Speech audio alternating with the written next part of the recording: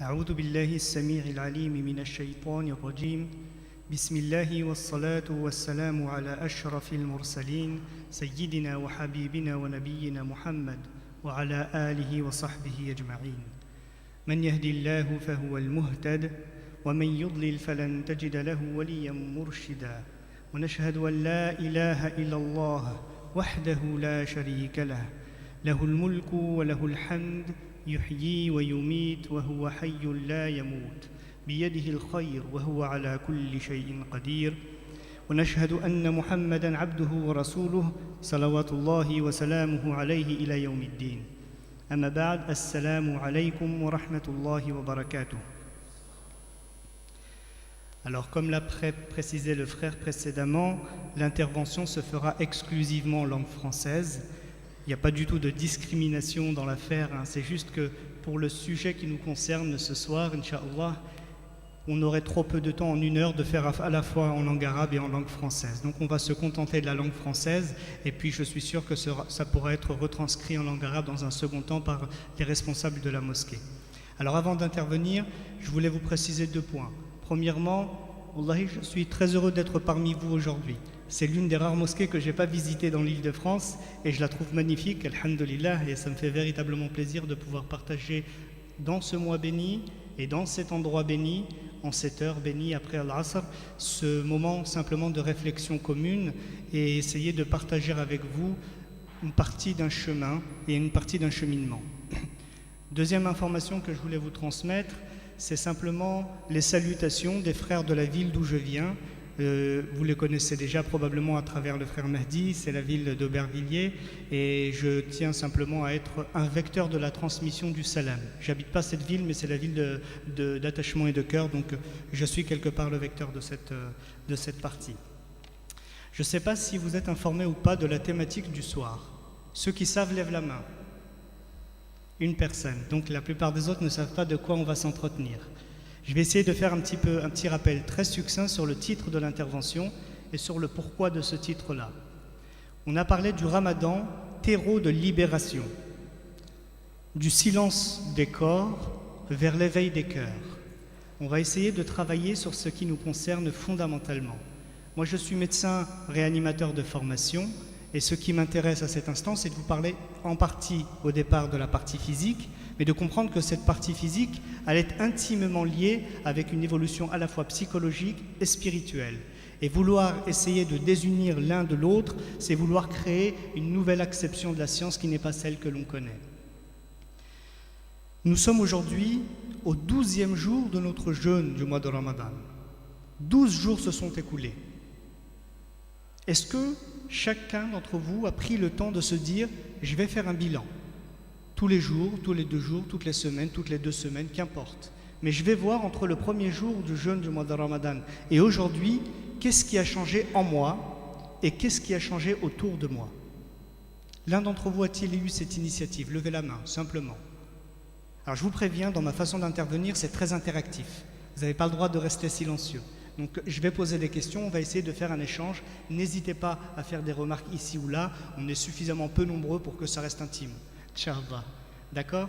Est-ce que vous avez pris l'initiative de mettre en place véritablement une espèce d'organisation où il y a un bilan et puis une espèce de checklist dans lequel vous vous dites voilà, je me suis fixé comme objectif de travailler sur moi tel et tel élément, où j'en suis aujourd'hui? Qui l'a fait? Alhamdulillah. 2 personnes, 3. Donc ça reste quand même une extrême minorité. La plupart des gens, la plupart des musulmans évolue dans le mois du Ramadan ala qadarullah. C'est-à-dire qu'on y va tout doucement, puis au fur et à mesure des émotions, au fur et à mesure des sentiments, au fur et à mesure de notre motivation ou de notre détermination, eh bien, on avance ou pas, ou on avance de 2 pas, on recule d'1 pas. On pense que les choses doivent se faire, puisque c'est le Ramadan, c'est suffisant comme moteur. Et c'est une erreur d'approche. C'est même le contraire de l'approche prophétique. Le prophète sallallahu alayhi wa sallam, non seulement était dans la préparation physique, psychologique, avec le jeûne du mois qui précédait, mais en plus de cela, il était dans l'organisation personnelle. Il était systématiquement dans la demande de compte à son propre cœur. On avait un cheminement qui se faisait. À celui qui imagine qu'il n'a besoin d'aucun outil pour avancer, il se prive lui-même de manière parfaitement erronée d'outils nécessaires à sa propre évolution. Parce qu'enfin, si vous ne savez pas d'où vous êtes parti, vous ne pourrez jamais mesurer la distance que vous avez parcourue. Ça, c'est vrai pour un ramadan, mais d'un ramadan à l'autre, on ne sait pas non plus d'où on est parti. Généralement, on n'a même pas fait d'analyse pour savoir si on a besoin d'un bilan initial. Et pourtant, le bilan initial, il est fondamental et nécessaire. Le jeûne se catégorise de différentes manières. Vous avez déjà reçu depuis les 12 jours du début du Ramadan une infinité d'interventions sur Ramadan, le jeûne, les mérites du jeûne, le bienfait que l'on a à jeûner et ainsi de suite. Moi, je vais vous proposer une approche un peu singulière et on va faire un travail pour comprendre à quoi peut bien servir ce jeûne à nous en tant qu'êtres humains. Parce qu'enfin, si ce jeûne n'est pas mesurable en tant qu'effet sur nous autres, eh bien, il n'a plus d'intérêt. Ou alors nous n'avons pas compris son objectif et dans ce cas-là, c'est nous qui devons nous remettre en question. Évidemment, nous sommes plutôt dans la deuxième position que dans la première. Le jeûne se catégorise en deux compartiments, grossièrement. Il y a le jeûne physique et il y a l'autre partie du jeûne qui est non physique. Et c'est celle-ci que l'on va détailler aujourd'hui. Le jeûne physique consiste à s'abstenir comme il est prescrit dans la tradition prophétique et comme Allah nous l'a enjoint. C'est de se prémunir de la boisson, de l'alimentation et des relations intimes. Le premier degré du jeûne, en tout cas, c'est celui-là.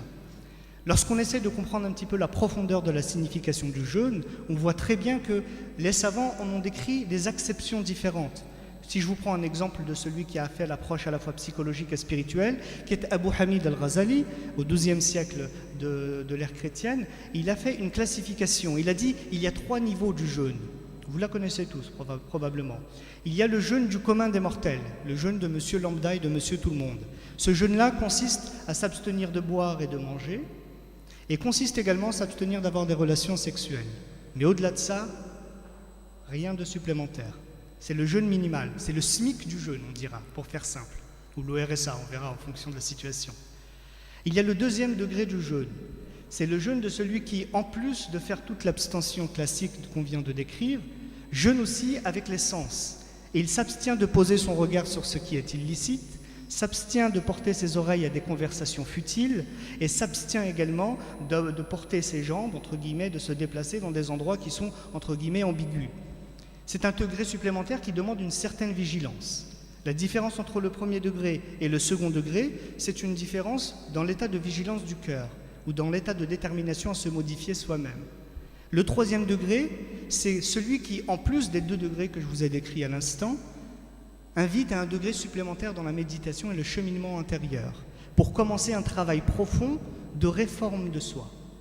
Qui peut prétendre aujourd'hui dire qu'il n'a absolument aucun défaut et absolument aucun travail à mener sur lui-même?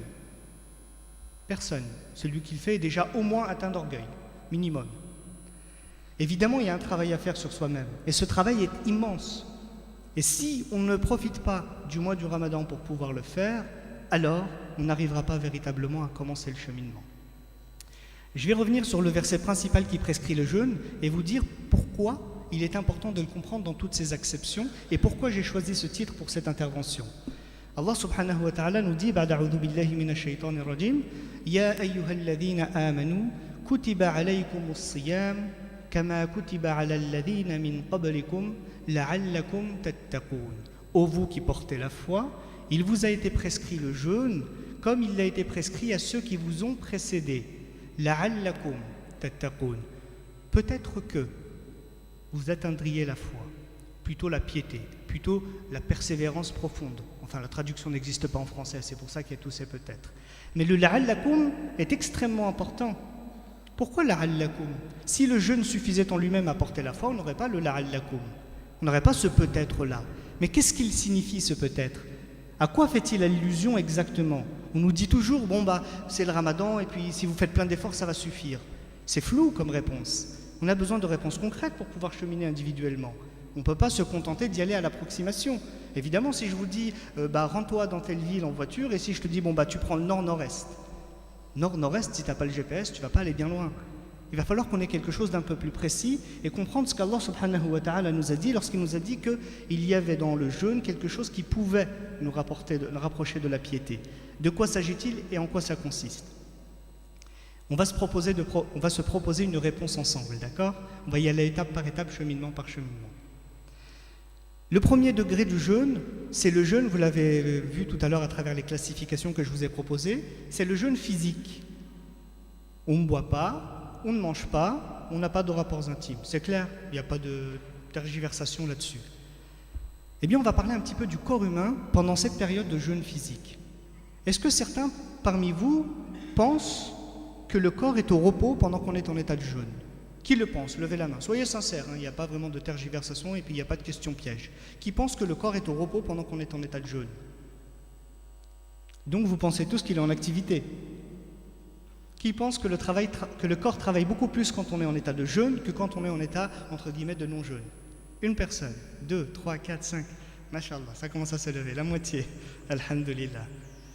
Eh bien, je vais vous parler de 2-3 systèmes qui constituent le corps de l'être humain et vous expliquer en quoi, dans le corps de l'être humain lui-même, il se passe une révolution et une réforme intérieure physique qui n'a rien de spirituel, qui est totalement physique, c'est-à-dire indépendant de notre volonté à partir du moment où on s'est abstenu de manger et de boire, et combien cet élément-là est central.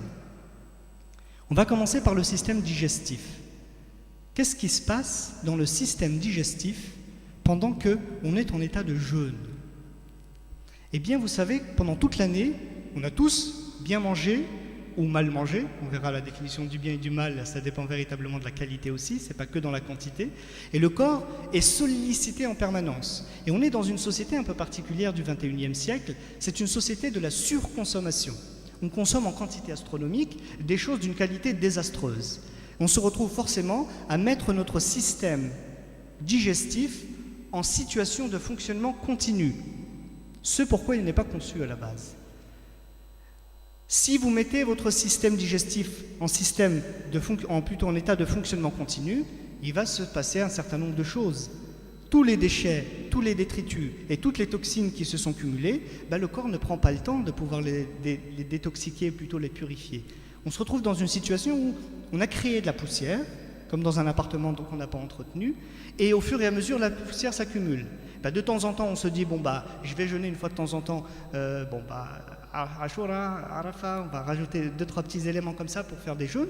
Eh bien, ces moments-là correspondent à un petit nettoyage de surface. On a passé un petit coup de balai. Mais globalement, ça reste encore très, très, très sale et profondément encore intoxiqué. Le corps, pour pouvoir se mettre dans un état de travail, a besoin de changer l'état complet du système et pas simplement l'alimentation d'un moment. Entendez ce que je vais vous dire. Pour que le corps commence à faire un travail de purification, de détoxification et de nettoyage, il a besoin de changer d'état général. Le changement d'état général, c'est un changement de pH. Qui ne sait pas ce que c'est que le pH? Voilà, on ne sait pas ce que... Très bien, je vais vous dire ce que c'est.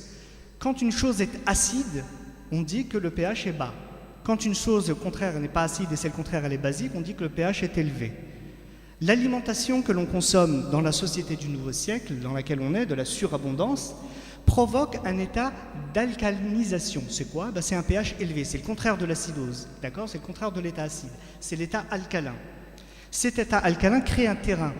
C'est le terrain le plus propice, le plus adapté et le plus fertile à l'émergence de toutes les maladies que l'on connaît. Les cancers, les maladies inflammatoires et articulaires, les maladies du système nerveux dégénératif, les maladies type diabète et type dégénérescence hormonale, toutes ces maladies-là se développent parce que le terreau permet le développement de ces maladies. Vous comprenez ce que je veux dire? C'est comme si vous aviez une terre, elle avait toutes les conditions nécessaires pour faire pousser de la mauvaise herbe. Et vous, toute l'année, en mangeant ce que vous mangez, en buvant ce que vous buvez, vous entretenez la qualité de cette terre. Pour pouvoir se détoxifier, avant de pouvoir changer la qualité des herbes à l'intérieur, on doit changer l'état d'acidité, d'accord? Eh bien, ce changement d'état d'acidité se fait par le jeûne. Passé 24 à 48 heures, le corps change de mode de fonctionnement et au lieu d'être alcalin, il va commencer à descendre son pH et à devenir un petit peu acide. C'est plus clair là, pour ceux qui ne savaient pas ce que c'était? Lorsqu'on est dans un état d'acidité, on se retrouve dans un terrain propice à la protection contre toutes les maladies inflammatoires que l'on connaît. L'inflammation se développe très mal dans un terrain acide. D'accord? En d'autres termes, vous savez, quand vous jeûnez, il arrive au 2e jour, 3e jour, un état où on se sent nauséeux, ça fait mal au ventre, on n'a pas envie de parler, on est un petit peu barbouillé, on se sent mal. Cet état-là, c'est le moment où ça clipse. On est en train de passer à l'acidose. Ce moment de changement-là se traduit par ce mal-être. Il ne dure pas longtemps, il dure une journée, peut-être 2 maximum, puis après, c'est le punch. Sauf pour un certain nombre de personnes. Devinez qui? Diabétiques? Pas tout à fait. Eux, ils sont en acidose plus facilement que les autres, au contraire. Devinez qui? Qui a du mal à passer en état d'acidité et de protéger son corps contre les mauvaises maladies, forcément mauvaises? Barakallahu fik. C'est ceux qui font des ruptures de jeûne cataclysmiques. Quand on arrive à la rupture du jeûne, au lieu de garder l'état de repos dans lequel l'intestin, repos apparent bien sûr, dans lequel l'intestin s'est mis en place, eh bien ils remplissent l'équivalent de 3-4 repas en l'espace de 3-4 heures. Et 3-4 repas dans l'intestin, vous avez relancé la machine. Donc vous avez entretenu encore l'alcalinisation. Même si vous jeûnez 18 heures, il faut à peu près 24 heures au bol alimentaire pour passer du début à la fin de tout le processus digestif. Si pendant au moins 24 heures on n'a pas mis dans un repos relatif tout ce système-là, le travail de nettoyage et de purification ne peut pas se faire. La qualité de votre jeûne et de toute votre purification physique est directement corrélée à la qualité de votre rupture du jeûne. Si vous rompez le jeûne avec l'excès et la démesure, vous vous retrouvez dans la maladie dans l'état maladif dans lequel vous étiez auparavant. Comprenez ce que je veux dire? C'est que de temps en temps, on jeûne et au lieu que ce soit un bienfait pour nous, ça devient un méfait. Toutes les conditions sont là. Le prophète sallallahu alayhi wa sallam nous dit: le fils d'Adam se contente de quelques bouchées. Quelques bouchées lui suffisent. S'il n'y parvient pas, c'est-à-dire s'il est déjà en état d'échec par rapport au fait que ce soit quelques bouchées, alors 1/3 pour sa nourriture, 1/3 pour sa boisson et 1/3 pour sa respiration. En d'autres termes, le fait qu'on soit dans 1/3, c'est déjà un échec, mais c'est un échec acceptable celui-là. Théoriquement, quelques bouchées suffisent. Au moins pendant le mois du jeûne, on essaye de respecter cette catégorie-là. De même, Allah subhanahu wa ta'ala nous dit dans le Coran: Kulu washrabu wala tusrifu. Mangez, buvez, mais n'excédez pas. Ne faites pas dans la surmesure ou dans la démesure. Faites vraiment dans la mesure, l'équilibre, l'équité.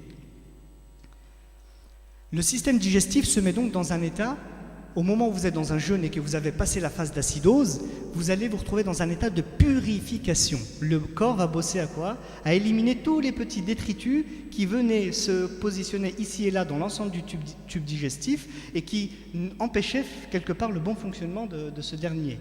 Alors naturellement, comme je vous dis, il faut attendre cet état d'acidose. Et ensuite, le travail se fait. Il se fait en 3 étapes. Le premier, c'est une étape de nettoyage. Vous savez, c'est comme quand on arrive, on fait le nettoyage de temps en temps à la maison et puis il arrive le grand nettoyage de printemps, comme on dit ici. Le grand nettoyage de printemps, c'est, là, on va retirer les meubles, on va tirer les canapés, on va nettoyer dans tous les recoins, on va essayer de faire briller les pièces. C'est pareil. Le corps, à ce moment-là, quand vous le laissez au repos, il va commencer à travailler et à faire du grand nettoyage et éliminer déjà tous les éléments qui constituent de gros obstacles. La nourriture est la première cause de maladie mortelle en France et en Occident. Et ça le devient de plus en plus dans les pays en voie de développement. Tous les pays en voie de développement suivent la courbe ascendante des maladies graves qui conduisent à des maladies chroniques et puis à des qualités de vie franchement déplorables. Les Maghrébins, ils s'en sortent pas bien du tout dans le domaine. On va y arriver après, on va en parler de manière spécifique. Donc vous comprenez que cette machinerie fait d'abord du nettoyage. Une fois qu'on a enlevé le gros de la poussière, on a passé le coup de balai, on va commencer à aller aspirer les recoins. D'accord ? C'est le phénomène de détoxification. C'est-à-dire qu'on va aller chercher les petites toxines, les petits éléments néfastes qui sont presque invisibles à l'œil nu et on va les aspirer. On aspire les coins de manière plus efficace comme ça. Et puis dans une troisième étape, on va faire de la purification. On va laisser aucune trace. Vous savez, il y a toujours des crasses bien encrassées à l'intérieur des sols et des surfaces. Eh bien c'est pareil, on va prendre une serpillière, là ça va être une serpillière physico-chimique pour le coup, et puis on va nettoyer le tube digestif de tous les détritus les plus minimes qu'il peut avoir. Ce travail-là est un travail extrêmement difficile, qui demande beaucoup d'énergie et qui demande aussi un état de repos relatif. C'est-à-dire que pendant qu'on l'on jeûne, le corps ne se repose pas, il est en train de bosser. Vous savez à quoi il travaille? Il travaille tout juste à rétablir un état d'équilibre. Son travail, c'est ça. Vous étiez dans une certaine qualité sur le plan corporel, vous l'avez dégradé toute l'année, et bien au moment du jeûne, le corps se bat pour essayer de retrouver un état initial acceptable. On retrouve l'équilibre par un phénomène de nettoyage, de détoxification et de purification. Et comprenez aussi une chose, c'est que pour faire ce travail-là, le tube digestif n'a pas besoin de beaucoup de sang. Il a besoin juste d'un flux continu relativement pauvre. Ça veut dire que tout le sang qui habituellement va dans les intestins pour assurer la digestion que l'on fait toute la journée, eh bien, est disponible pour d'autres parties du corps, et notamment disponible davantage pour le cerveau. Donc on est plus à même, à cette période-là, une fois qu'on a passé la phase d'acidose, à avoir un travail psychologique, un travail spirituel, un travail intellectuel. On est plus fin, plus subtil, et moins amené à l'état inflammatoire qui, lui, conduit à quoi? À plus de stress, à moins de capacité de se concentrer, à moins de capacité de s'analyser. Eh bien, au contraire, pendant la période du jeûne, on est dans une période où on est capable de se concentrer, d'analyser la situation et de prendre des décisions un peu plus clairvoyantes. Vous n'avez pas l'impression, une fois quelques jours passés, que les choses paraissent un peu plus claires? On voit un peu mieux les choses, un peu mieux la situation. Eh bien, c'est directement aussi lié à cette partie physique du jeûne. Je vous ai parlé là du système digestif, il en est tout autant du système vasculaire, avec les maladies cardiovasculaires qui sont la première cause de mortalité parmi les maladies existantes. La première cause de mortalité, c'est les maladies cardiovasculaires, à la tête desquelles on trouve les deux éléments principaux. Premièrement, les infarctus du myocarde et deuxièmement, les AVC. La première cause de toutes ces maladies-là, c'est la malbouffe et le diabète. La malbouffe qui conduit le plus souvent au diabète. Et on sait que dans le Maghreb, par exemple, le diabète est une maladie extrêmement répandue. Et on dit « Qadarallahu wa ma sha'a fa'al ». Non, Allah n'y est pour rien. Notre façon de faire y est pour beaucoup. Notre façon de consommer, notre rapport aux choses y est pour beaucoup. C'est pareil pour le système rénal, c'est pareil pour tous les systèmes et même le système nerveux. Il se passe pendant toute la période du jeûne un système de détoxification, de purification et, à ce moment-là, de retour à l'équilibre. Si je vous dis ça, c'est parce que ça constitue un précédent fondamental dans la compréhension qu'on peut en avoir. Pendant que le corps fait ce travail, ce n'est pas simplement la remise à zéro de la propreté du corps, c'est aussi la remise à zéro de tous les systèmes, le système hormonal et le système notamment nerveux, qui sont les deux systèmes qui sont directement impliqués dans quoi? Dans les dépendances et les accoutumances. Vous savez, le tabac, le sucre, les addictions au sucre, les addictions à la malbouffe. La malbouffe, on y va une fois, on y retourne tout le temps. C'est un peu pareil. Tout ce phénomène-là, tout ce phénomène du jeûne permet de se détoxifier, de se libérer de toutes ces dépendances et de tous ces déchets qui ont été déposés pendant plusieurs mois et plusieurs années. Le premier phénomène de libération, c'est une libération qui se passe en nous. Le corps se libère de ses accoutumances, de ses dépendances, et il se libère de tous ces déchets et tous ces toxiques. Le premier degré de la libération, c'est un phénomène qui a lieu sous nos yeux et qu'on néglige parce qu'on n'est pas suffisamment informé du fonctionnement de notre corps. C'est le premier degré de la libération. Vous allez voir que le deuxième degré et ceux qui vont suivre sont beaucoup plus psychologiques et spirituels. Une fois que le corps se met dans un état de purification, il y a quelque chose qui se passe dans notre capacité à nous concentrer.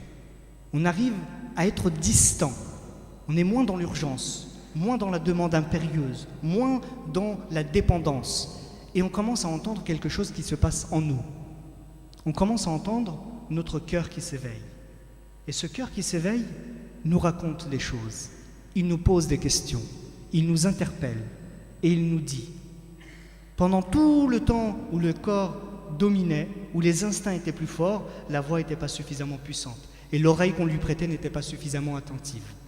Pour qu'on puisse enfin commencer à écouter et à entendre, il a fallu baisser le son de la pollution sonore, de la pollution instinctive et de la pollution émotionnelle qui nous entravait pendant toute la période de l'avant-jeûne. Et on commence à entendre cette voix. Cette voix du cœur, c'est quoi? C'est une voix qui nous parle de l'intérieur et qui nous dit « Attention, il est peut-être temps que tu commences à comprendre le sens des choses. » On commence à faire éveiller une chose qu'on a négligée pendant trop longtemps, la conscience. Oui? J'ai pas compris. Non, le sport c'est nécessaire pour le ramadan. Je te répondrai tout à la fin si ça t'ennuie pas, mais je vais te répondre de manière très claire, Inch'Allah. Lorsque le cœur commence à s'éveiller, il commence à être disposé à entendre. Vous savez, ce qui nous pose le plus de problèmes, c'est que les gens ne sont pas attentifs à ce qu'on leur dit. Nous, les premiers, et la plus grande difficulté, le plus grand des rendez-vous les plus difficiles à avoir, c'est moins avec le président de la République, avec le Premier ministre, avec le préfet du coin ou avec l'imam qui est surmené qu'avec nous-mêmes. Les gens se fuient. Vous avez remarqué, des fois vous vous retrouvez tout seul, vous stressez tellement que vous avez besoin d'une distraction pour pouvoir essayer de retrouver un état d'équilibre. Eh bien, on est dans cette situation-là. Pendant la période du jeûne, on a une baisse de toute la pollution extérieure et on commence à s'écouter et à s'entendre. Le cœur s'éveille et il est capable d'entendre ce qu'il n'était pas capable d'entendre auparavant. Et qu'est-ce qui se passe pendant le mois du Ramadan? Quelle spécificité a-t-elle ce mois en dehors du jeûne? C'est le mois de quoi?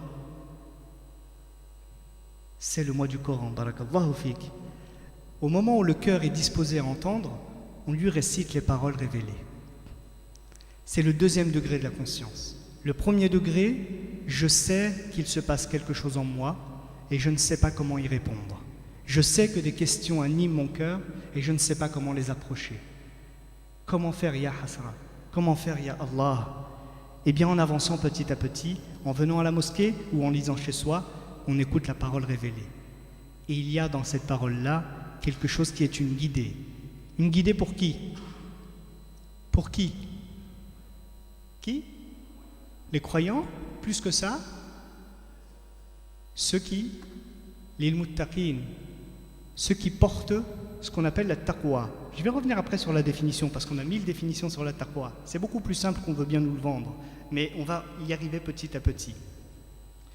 On se retrouve dans une situation où on est en demande parce qu'on écoute notre cœur, on comprend que tout ce qu'on faisait, peut-être ça ne s'appuyait sur à peu près rien. L'essentiel des décisions et des choix qu'on a fait dans notre vie, finalement on se demande s'ils ont véritablement un sens, et on commence à se poser la question fondamentale, mais quel est le sens de cette vie dans laquelle je suis? Comment se fait-il que je me retrouve ici, parmi des gens qui partagent ma foi ou pas, et que je me retrouve à entendre à l'intérieur de moi-même des peurs et des craintes que j'ai étouffées pendant très longtemps? Ces peurs-là concernent le sens même de ma vie. Ils concernent ce que je dois faire demain pour moi-même. Eh bien, en arrivant à la conscience de soi, on commence à s'ouvrir à la conscience de Dieu, c'est-à-dire cheminer vers Dieu, reprendre conscience de l'existence de Dieu et du fait que Dieu s'est révélé à nous et qu'il nous a enjoint le meilleur chemin à prendre pour pouvoir atteindre un état de plénitude intérieure, c'est-à-dire le bonheur. Le degré de conscience a une signification extrêmement profonde. Le degré de conscience va nous interroger sur notre propre comportement. Mais qui suis-je finalement? Allah nous le dit. Vous êtes une créature de Dieu qui portait quelque chose d'extraordinaire en vous. Vous portez le souffle divin. Allah nous le dit dans le Coran. وَإِذَا سَوَّيْتُهُ وَنَفَخْتُ فِيهِ مِنْ رُوحِي. Dieu dit, lorsque je l'aurai harmonieusement façonné et que j'aurai insufflé en lui de mon ruh. Ar-ruh yas'alunaka 'anir ruh, on a peu de science dessus. Et on a quelque chose qui est une émanation de Dieu. Et on s'ouvre pendant la période du jeûne, plus que pendant toute autre période, à cette lumière divine qui est en nous. C'est ça qui crée le lien avec Allah subhanahu wa ta'ala. Et ces questions qui sont en nous, dans un logiciel primordial, préenregistré, c'est la fitra. C'est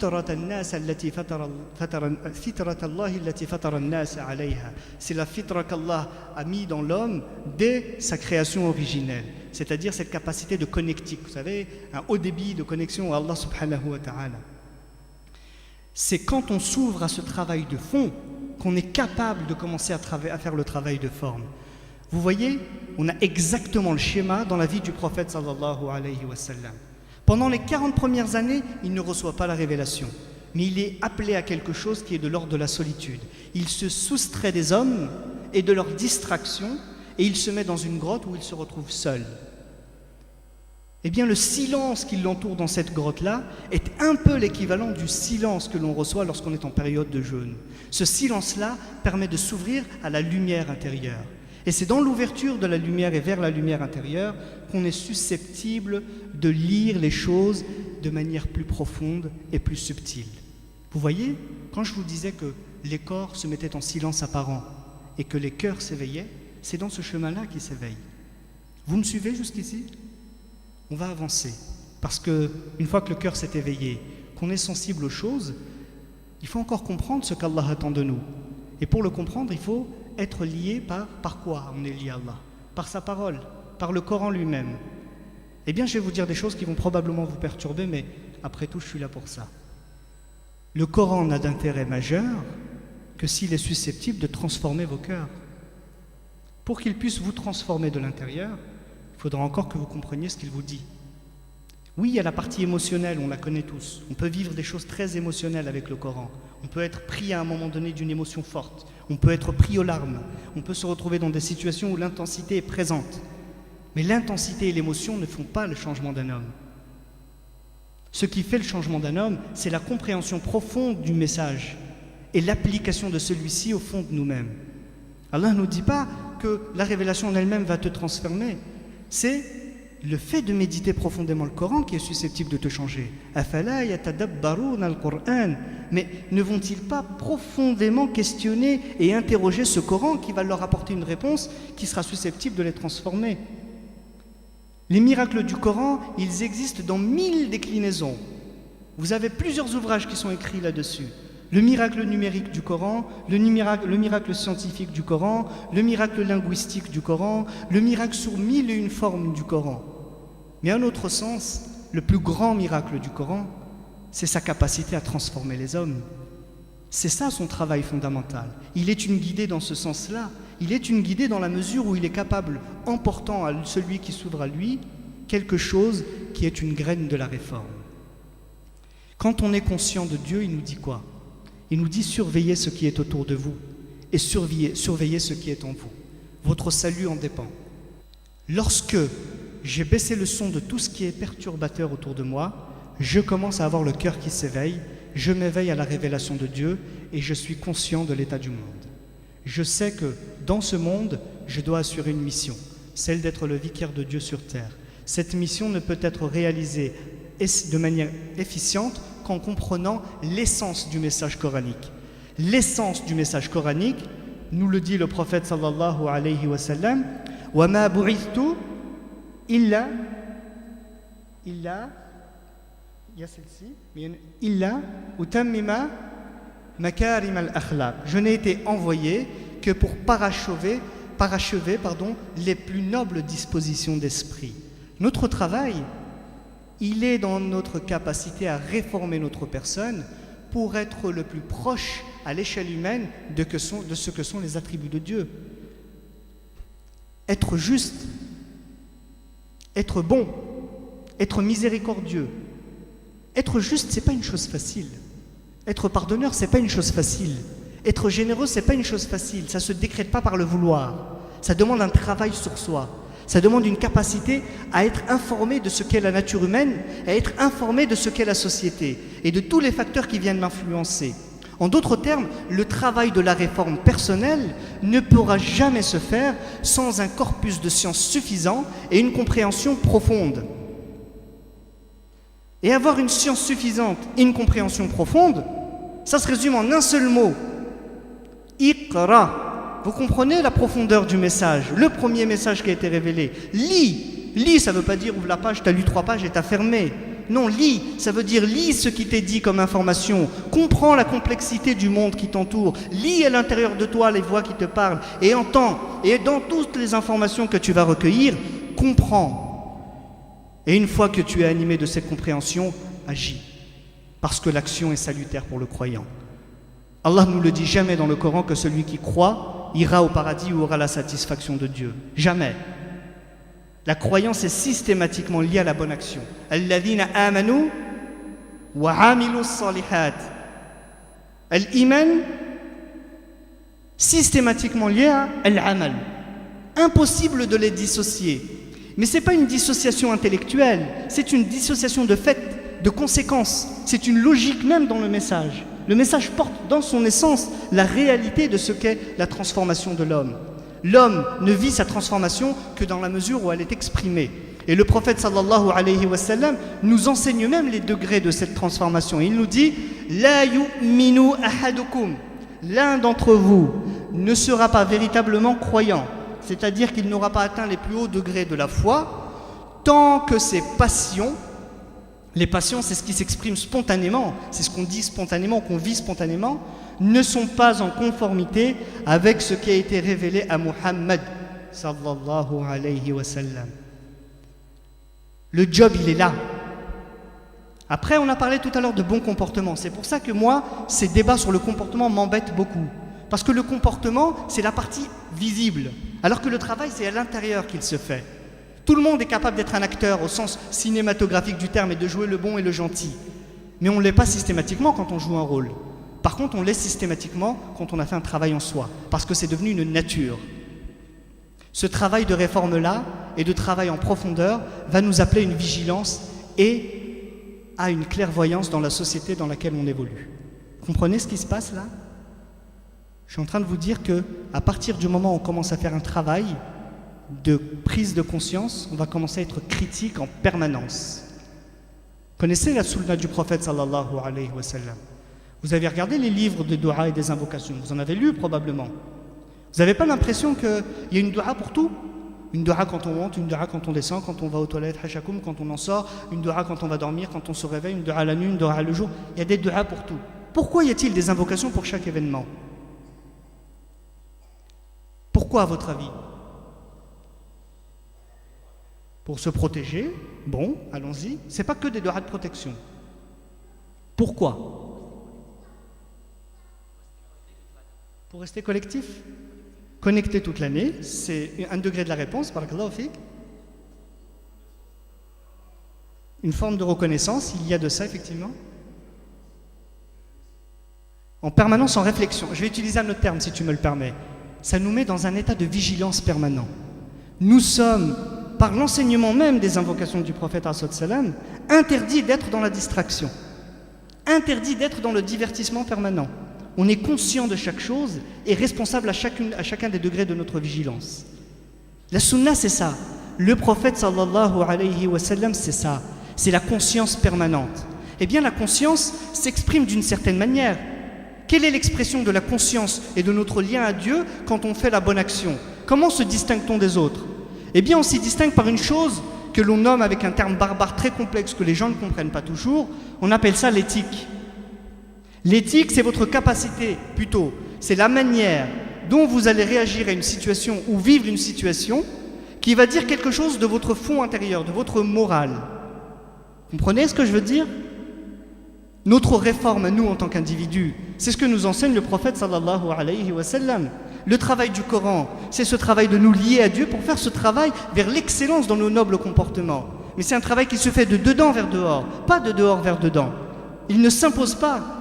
Parce que l'imposition est contre-productive dans le travail de la réforme intérieure. C'est pour ça qu'Allah nous dit « La ikraha fid din ». Vous n'avez pas d'imposition possible dans la religion. Parce que le travail est systématiquement centrifuge, jamais centripète. Il ne centre pas vers l'intérieur, il l'a toujours vers l'extérieur. Il s'exprime, il rayonne. Eh bien, on va faire ensemble un travail de conscientisation. Je vous propose de mener ce petit travail dans un premier degré. On va questionner, premièrement, puisqu'on est pendant le mois du Ramadan, notre rapport à l'alimentation. Le mois de Ramadan, c'est le mois le plus propice à se questionner sur le rapport en tant qu'individu, en tant qu'homme, sur notre rapport à ce que l'on consomme, mais pas simplement en tant qu'individu, c'est à la consommation de manière générale, alimentaire. L'un des problèmes qui a été posé et qui se pose dans la communauté musulmane et qui fait un bruit extraordinairement puissant, il y en a deux sujets qui font beaucoup de bruit. C'est le voile et c'est le halal. Le voile, parce qu'on s'attaque on a l'impression à toute une communauté directement, et le halal surtout parce qu'on s'attaque à des sommes astronomiques qui représentent quelque plus de 5 milliards d'euros par an. Donc forcément, ça donne des ambitions. Notre rapport au halal est un rapport profondément dévoyé. Je vais vous poser une question. Allah dit-il dans le Coran « Wa uhilla lakum » Allah nous a enjoint et nous a donné comme chose licite les choses bonnes, n'est-ce pas? Pas les choses qui sont de mauvaise qualité, pas les choses qui viennent contredire la nature et l'équilibre même de la création. Vous avez l'impression, vous, quand vous mangez une cuisse de poulet achetée à 2 ou 3 euros chez le boucher, même AVS du coin, je dis bien même AVS parce qu'AVS n'est qu'un certificateur, vous avez l'impression d'avoir été respectueux vis-à-vis de la création d'Allah subhanahu wa ta'ala. Est-ce que vous avez l'impression que ce poulet rentre dans le tayyibat? Vous avez l'impression que des poulets qui n'ont jamais vu la lumière du jour, qui se retrouvent en batterie par centaines de milliers dans des cages, qui se bouffent les uns les autres et pour ne pas tomber malade sont gavés de produits antibiotiques et sont rassasiés avec des OGM, vous avez l'impression que c'est prendre soin de la création d'Allah. Et on voit parmi nos frères et nos sœurs, mais on l'a égorgé dans quelle direction? On a dit Bismillah, l'électronarcose est passée dessus ou pas? C'est la question fondamentale. Comment? Je n'ai pas entendu après.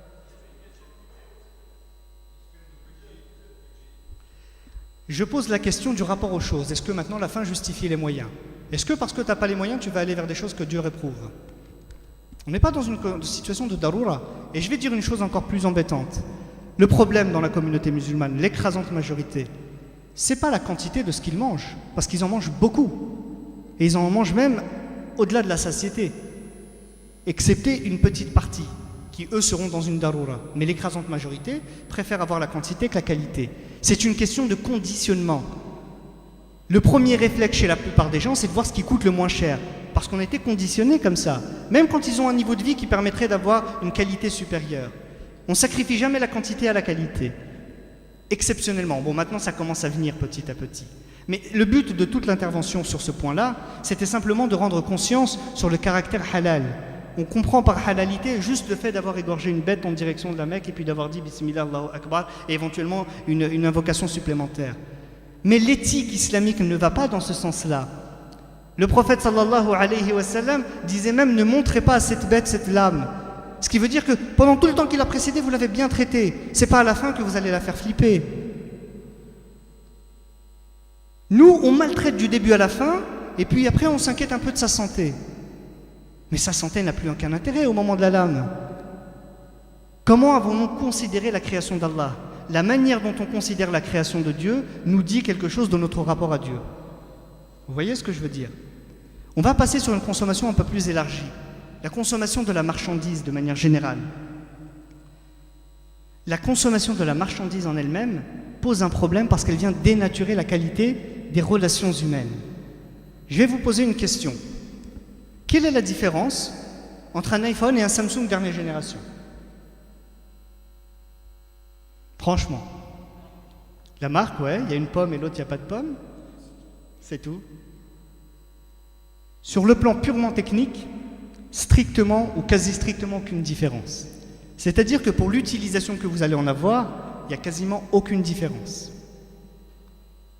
Se pose la question du pourquoi, bonsoir, a-t-on besoin d'un smartphone ou d'un Apple? Parce que si on arrive à se poser la question de quel est le mieux, c'est qu'on ne se pose même plus la question d'est-ce que c'est vraiment utile que j'en ai un. On a sauté plusieurs étapes.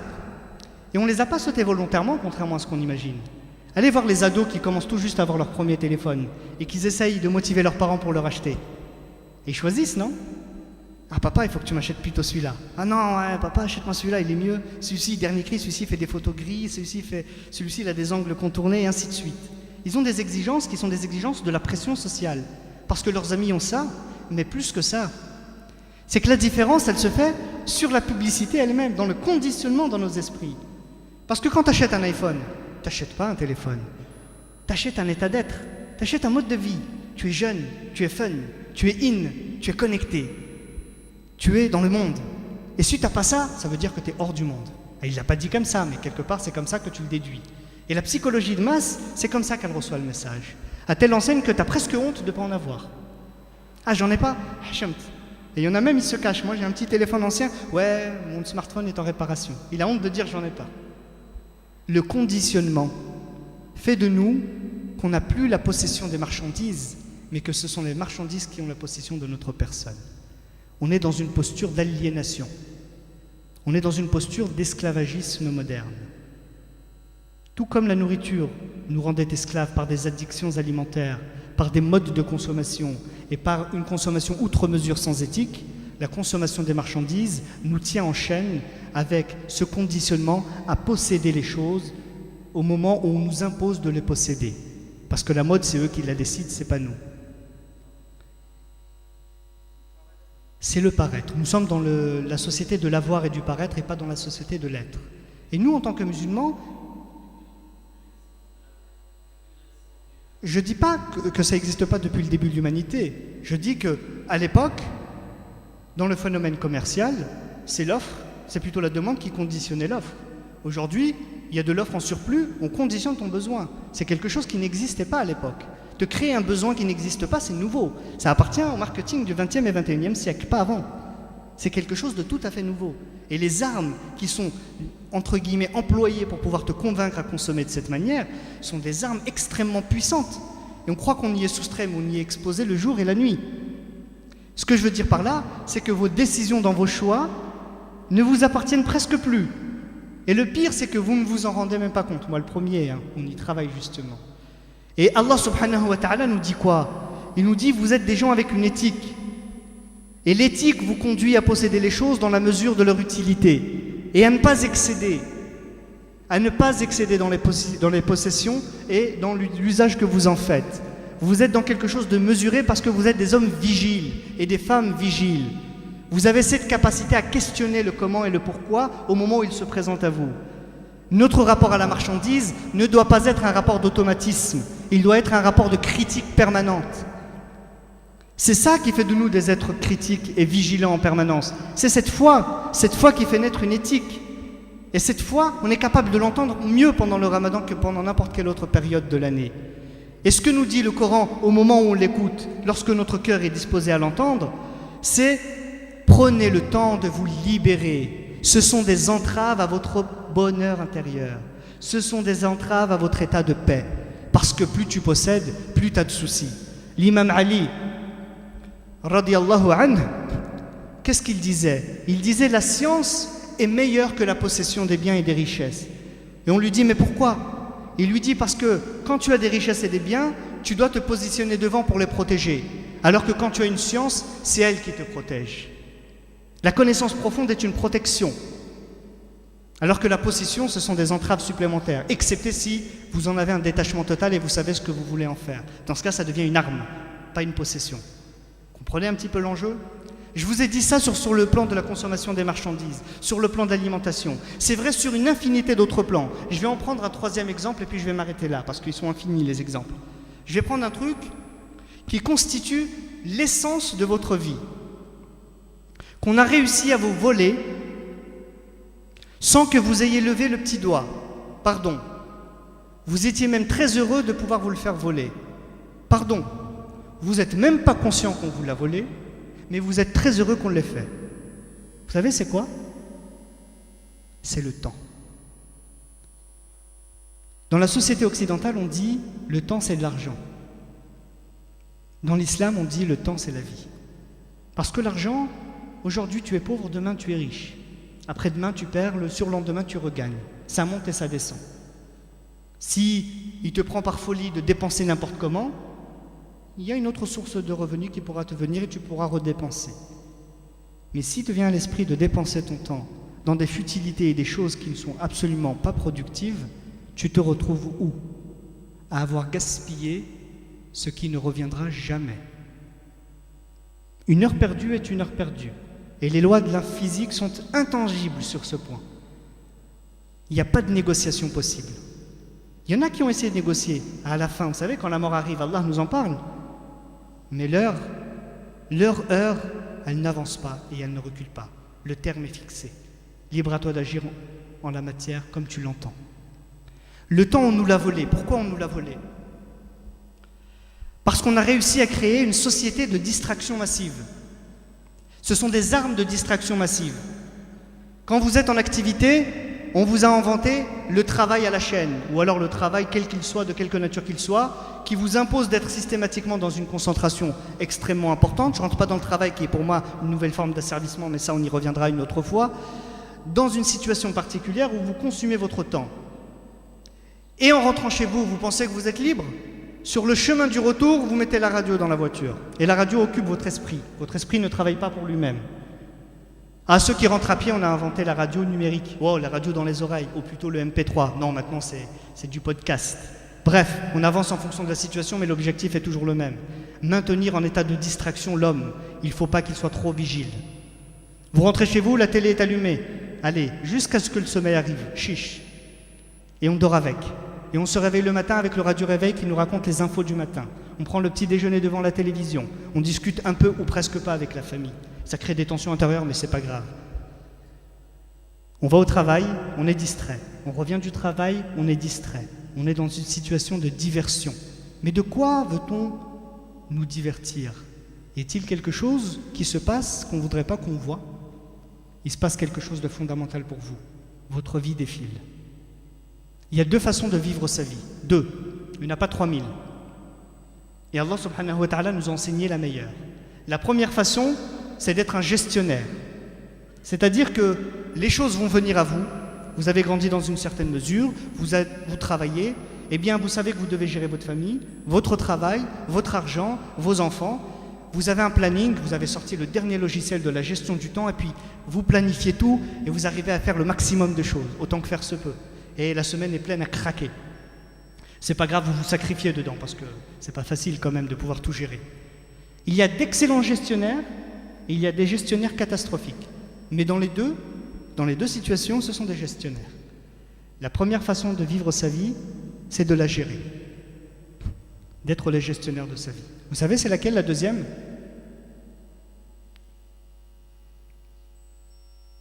C'est celle-ci. La gérer, c'est la subir quelque part. Parce que tout s'impose à nous, puis on le gère dans le temps finalement. La deuxième façon de vivre sa vie, c'est d'être maître de sa vie. Mais c'est quoi la différence? La différence, elle est fondamentale. Quand tu es maître de ta vie, tu t'assois et tu dis « On ne me dicte rien. Je veux définir moi mes propres priorités. Et je veux établir d'abord mes priorités dans mon emploi du temps. Et puis j'ajouterai en fonction de ce qui constitue des éléments secondaires dans mon champ de listing et de priorité, ce qui constitue des choses secondaires. Et je suis maître de mon emploi du temps et je ne subis pas les choses qui m'entourent. » Je vais vous donner un exemple. Pensez aux deux choses les plus importantes pour vous dans votre vie. Aux deux choses qui, si vous les accomplissiez comme vous le vouliez, à la perfection, avant de mourir, vous diriez « Alhamdulillah, ça je l'ai bien fait ». Pensez-y, j'attends pas de réponse spécifique de votre part. Qui vous dira ma spiritualité dans mon lien à Dieu? Qui vous dira le fait d'acquérir une quantité de science? Qui vous dira m'entretenir avec ma famille, établir des liens de compassion? Bref, tout le monde aura quelque chose qui est très important, une, deux ou trois choses. Et si je vous pose la question maintenant, combien de temps occupent ces choses si importantes dans votre cœur, dans l'emploi du temps que vous avez dans votre semaine? Est-ce que vous avez un emploi du temps en termes d'importance proportionnelle à ce que vous leur donnez comme valeur? Est-ce que là vous leur donnez le temps que vous leur donnez comme valeur? Y a-t-il une proportion là-dedans? Il y a la deuxième façon de voir si vous êtes vraiment cohérent avec vous-même. Si je vous dis, et c'est bien entendu une pure supputation, vous allez mourir dans 15 jours. Qui peut me dire tout de suite, je ne change rien à mon emploi du temps? Levez la main. Si on change l'emploi du temps, c'est qu'il n'est pas conforme à ce qu'on attendait en termes d'importance et de priorité. C'est des éléments superficiels. Dans le développement personnel, il existe beaucoup d'autres méthodes. Allah subhanahu wa ta'ala nous dit, attention, ne prenez pas votre conditionnement comme votre propre maître. Il y a des gens qui sont venus voir le prophète sallallahu alayhi wa sallam et qui ont dit, nous, on est en train de suivre, c'est-à-dire nos propres passions, ou alors ce que nos pères, on dira nos ascendants, ont laissé. Ce sont eux qui nous ont légué ça. En d'autres termes, on nous a laissé un héritage. Et cet héritage-là, je le gère comme je peux. Et Allah de leur répondre, si bien même dans cet héritage, c'était quelque chose de diabolique qui le poussait à leur propre perte. C'est-à-dire, vous ne posez même pas le degré de la critique sur ce que vous êtes en train de faire. Vous le faites par automatisme et par habitude. Mais réveillez-vous, bon sang de bonsoir, l'habitude n'a pas de place dans l'islam. L'automatisme n'a pas de place. C'est la vigilance qui a de la place. C'est le questionnement et la critique. C'est l'avancement et l'intelligence. C'est la rationalité bien fondée dans un système dont on comprend les tenants et les aboutissants. C'est une science profonde ancrée. C'est un mode de questionnement. Ma question, c'est de savoir ici et maintenant, qu'est-ce que je peux faire en tant qu'humain pour être le meilleur pour les hommes? Est-ce que je peux être le meilleur pour les hommes en faisant que des petites choses, alors que j'ai la capacité intellectuelle de révolutionner le monde? Ce serait triste, c'est un gâchis énorme. Et pourtant, on arrive à gâcher notre temps, notre énergie, et qui dit gâcher son temps? C'est gâcher ses potentialités, parce que pendant le temps que vous ne les travaillez pas, vous les perdez.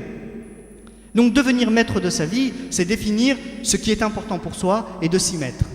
Le troisième degré de l'évolution, on ne l'abordera pas sur cette intervention, Inch'Allah, peut-être sur une autre, c'est la capacité d'avoir confiance en soi. Et cette confiance en soi vient directement de notre confiance en Dieu. Parce que si on arrive à affaiblir la confiance d'un homme, c'est qu'elle repose sur quelque chose de faible.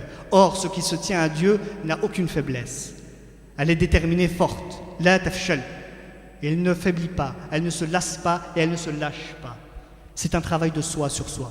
Je vous ai abordé 2-3 thèmes.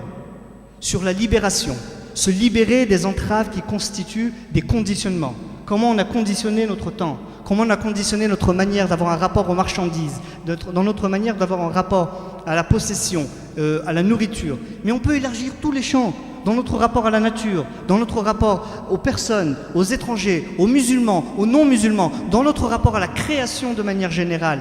Qu'est-ce que dit l'éthique islamique ? Quand je fais le travail sur ma propre personne, qu'est-ce que je suis susceptible de devenir pour les autres ?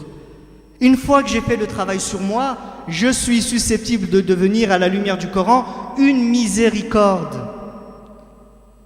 C'est ça qu'est le prophète sallallahu alayhi wa sallam. وَمَا أَرْسَلْنَاكَ إِلَّا رَحْمَةً لِلْعَالَمِينَ لِلْعَالَمِينَ. Pas simplement miséricordieux envers ton frère et ta sœur qui portent la même foi que toi. Tu es un bienfait pour tous ceux qui t'entourent. Le bienfait était tellement profondément ancré dans le cœur du prophète sallallahu alayhi wa sallam que lorsque les gens de Quraysh, puis après les gens de Yathrib, ne suivaient pas ceux qu'il avait reçus comme révélation, le prophète était empreint de tristesse. Il lui jetait des pierres, il lui pleurait pour eux. Il l'insultait et lui pleurait pour eux. Il se moquait de lui et lui pleurait pour eux. On ne pleure pas pour quelqu'un alors qu'on ne veut pas son bien. Ils étaient son ennemi déclaré, ses ennemis déclarés. Et il faisait l'invocation pour qu'ils deviennent ses frères. C'était le prophète sallallahu alayhi wa sallam. C'était l'exemple, le modèle. C'était un modèle, et il faut comprendre une chose, c'est que c'est notre modèle à l'échelle humaine. وَلَقَدْ كَانَ لَكُمْ فِي رَسُولِ اللَّهِ أُسْوَةٌ حَسَنَةٌ. Vous avez dans le messager de Dieu un excellent modèle. Pour qui? لِمَنْ كَانَ يَرْجُو اللَّهَ وَالْيَوْمَ الْآخِرَ. Pour celui qui espère en Dieu et au jour du jugement dernier. Donc celui qui est conscient et vigile, celui qui sait qu'il est comptable de ses actions. Le prophète sallallahu alayhi wa sallam est le modèle. En d'autres termes, nous devons faire le travail qu'a fait le prophète alayhi salatu wa sallam en travaillant sur notre profondeur, de façon à ressentir le bonheur pour les autres et surtout la bienveillance et la miséricorde envers les autres. On se pose aujourd'hui la question, veut-on le bien pour les autres profondément? Je vous laisse sur cette question et à cette méditation. On est dans le meilleur mois pour se réformer. Procédons au changement, Inch'Allah. Libérons-nous de toutes les entraves qui nous enchaînent. أقول قولي هذا وأستغفر الله لي ولكم فاستغفروه إنه هو الغفور الرحيم.